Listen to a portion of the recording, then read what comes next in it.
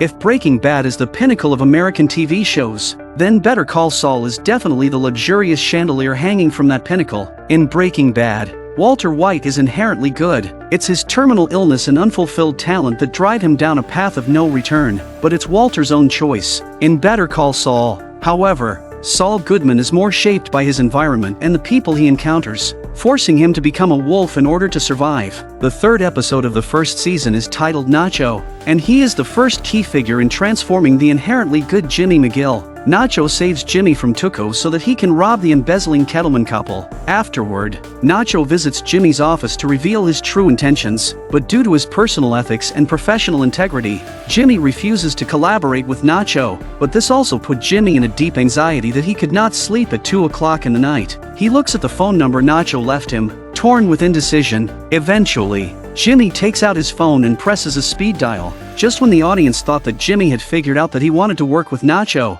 the person who answered the phone was his sleeping friend Kim. As a normal person, Jimmy's values don't change so quickly. Jimmy starts by chatting casually with Kim, then he inquires about her recent work. In reality, Jimmy's true aim is to find out about the Kettleman case, because the Kettlemans have hired the HHM law firm, and as an outstanding lawyer at HHM, Kim surely knows about the case. Jimmy complains that Howard stole his clients, but Kim explains that it was the client's choice and had nothing to do with Howard. Jimmy tries to find out how much money the Kettlemans embezzled, but due to professional ethics, Kim doesn't disclose her client's privacy. Still half asleep, Kim has no time to chat with Jimmy as she has to appear in court for the case the next day. Just as Kim is about to hang up, Jimmy hurriedly reveals his true purpose. He believes the Kettlemans are in danger because of the large sum of money they have, implying they might be targeted by robbers. He's trying to protect them through Kim, but Kim didn't see it that way. She asked Jimmy why he thought that, but Jimmy is so stumped and reluctant to tell the truth that he lies and says he's drunk and talking rubbish, so he tells Kim to get some rest. I'm no hero. After hanging up, the conflicted Jimmy tosses and turns in bed, unable to sleep.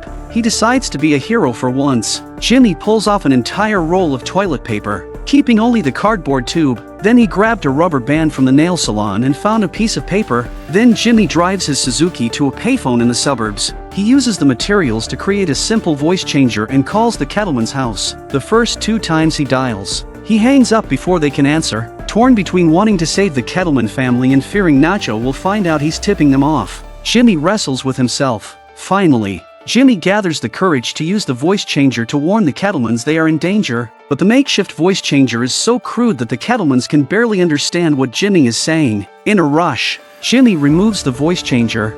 Kettlemans, you're in danger, they're coming for your money, bye!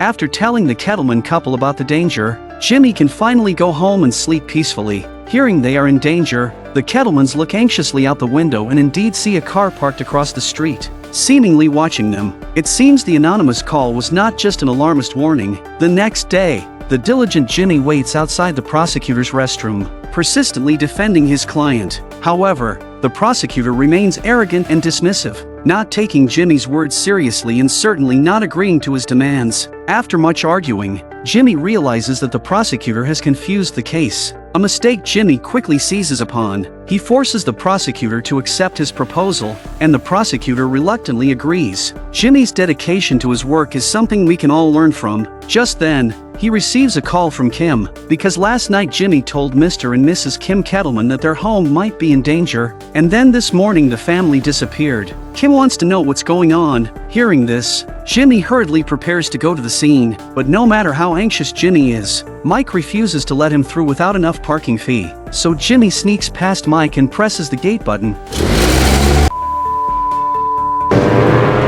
At this moment, Mike was probably thinking that once Jimmy left, he shouldn't expect to get back in. At the Kettleman's house, HHM law firm has called the police immediately after the clients went missing. Jimmy pretends to be passing by and asks Howard what's going on. Howard says the client's house has been ransacked and the family is missing. With no clues so far, Kim suspects Jimmy might have some special insight, as he had just mentioned last night that the Kettlemans might be in danger, and now they've disappeared, including their 2 poor children. Kim urges Jimmy not to hide anything from her, but Jimmy doesn't confess what he knows. Kim excuses herself, saying she can't let her boss see her slacking off. and hurries back to work. Jimmy concludes that Nacho kidnapped the Kettlemans, so he finds a secluded phone booth to contact Nacho. Nacho doesn't answer, so Jimmy leaves a message, urging him to handle things reasonably. After hanging up, Jimmy leaves a second message, swearing he hasn't told anyone about Nacho's actions and that he's not a traitor. He then leaves a third message. Jimmy is so nervous that he can't articulate his thoughts clearly in one go. He offers to help Nacho if he's in trouble, leaves the payphone number, and says he'll wait there for Nacho's call. After waiting for a while, the phone finally rings. Jimmy answers quickly, but there's no response from the other end, just the sound of the call being disconnected. Jimmy stands there bewildered for a moment, then prepares to drive away, but unfortunately, his unreliable Suzuki won't start. At this moment, Jimmy sees someone approaching in his rearview mirror, and there's another person in front of him, clearly blocking him in. Helpless, Jimmy abandons his car and runs away on foot. Walking.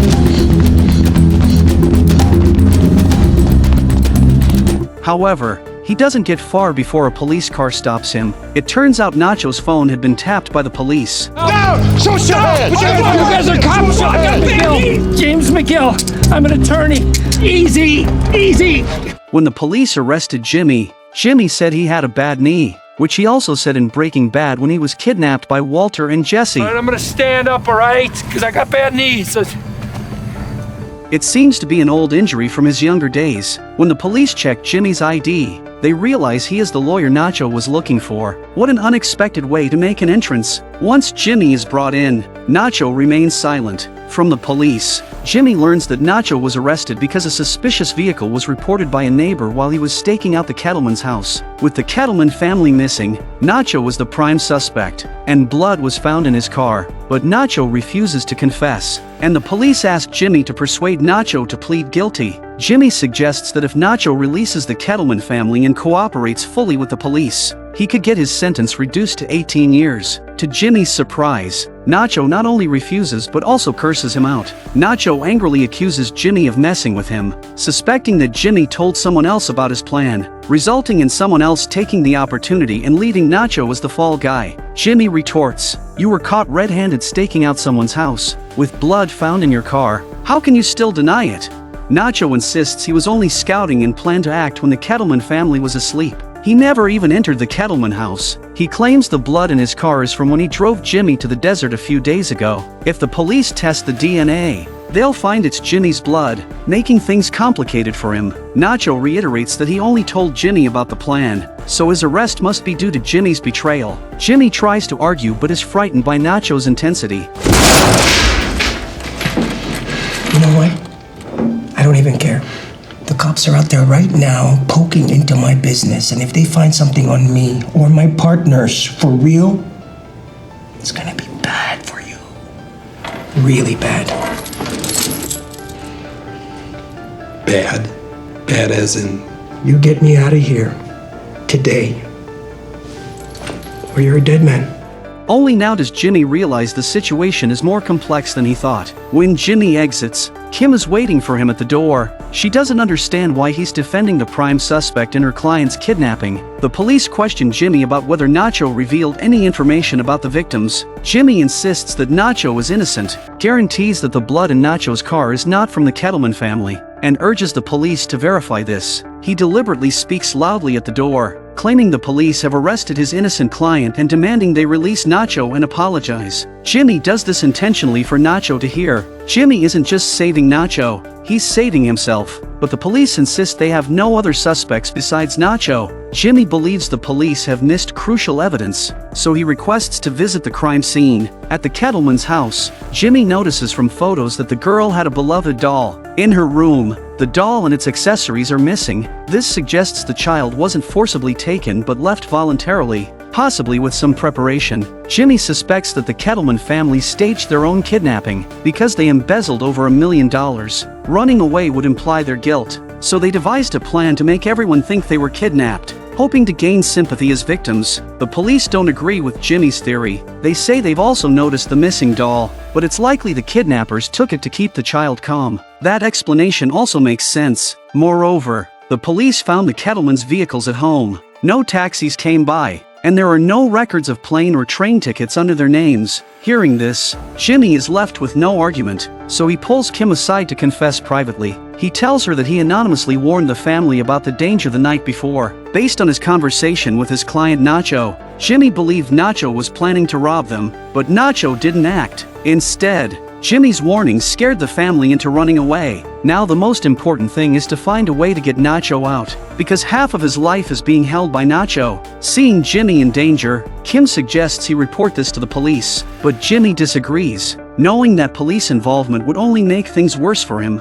Jimmy's plan is to have HHM law firm use the police investigation to quickly locate the embezzling Kettleman couple. However, since the Kettlemans are HHM's clients, Kim says her boss Howard would never agree to that, and even she wouldn't agree to it. Seeing this plan won't work, Jimmy prepares to negotiate with Nacho on his own. Jimmy's confession to Kim shows the depth of their relationship, as Jimmy trusts Kim to keep his secret. When Jimmy arrives at the courthouse parking lot, he can't retrieve his parking ticket. Mike tells him to park elsewhere, but there are no other parking lots within several miles. Even when other cars arrive, Mike refuses to open the gate. In anger, Jimmy directly blocked the car in front of the door, and then he got out of the car ready to clean up the old man. But Jimmy has no idea that this old man is a Vietnam War veteran. Geezer!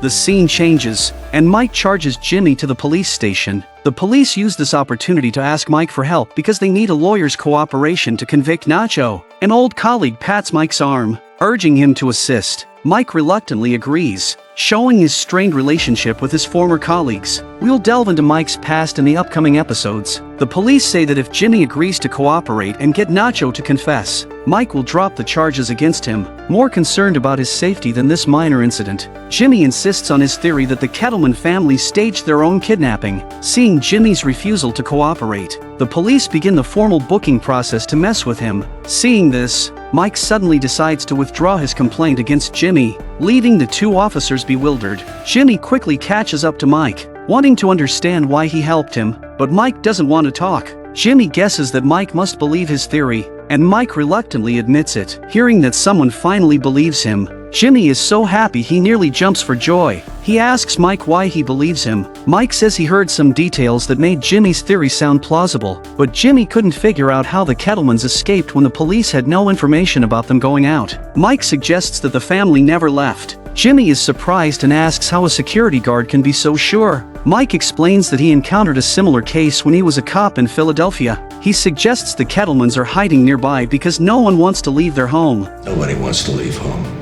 With Mike's hint, Jimmy returns to the Kettleman house to search the vicinity. The camera subtly hints at the answer. Jimmy heads to the backyard, looks toward the hillside, and starts searching the area meticulously. Jimmy searches from day into night. Finally, persistence pays off, and Jimmy finds the Kettleman family. He immediately calls Kim, letting her hear the singing from the tent. Hey, it's me. Listen to this. You hear that? I found your dumbass clients. Jimmy tells Kim to wait at the client's house while he brings the two idiots back. Although the Kettleman couple feels safe here, it's clear that their two children are already longing to go home. As they try to lull the kids back to sleep, Jimmy suddenly appears, startling the entire family. Jimmy tells them to return to civilization, but they show no intention of going back. Jimmy says they have no choice, either turn themselves in or be dragged out by the police. He then starts helping them pack. Yes, you are! No. This is happening! No, this yes, is not it is! happening! You're done! Yes! Kettleman! No. Yes, we're doing this now!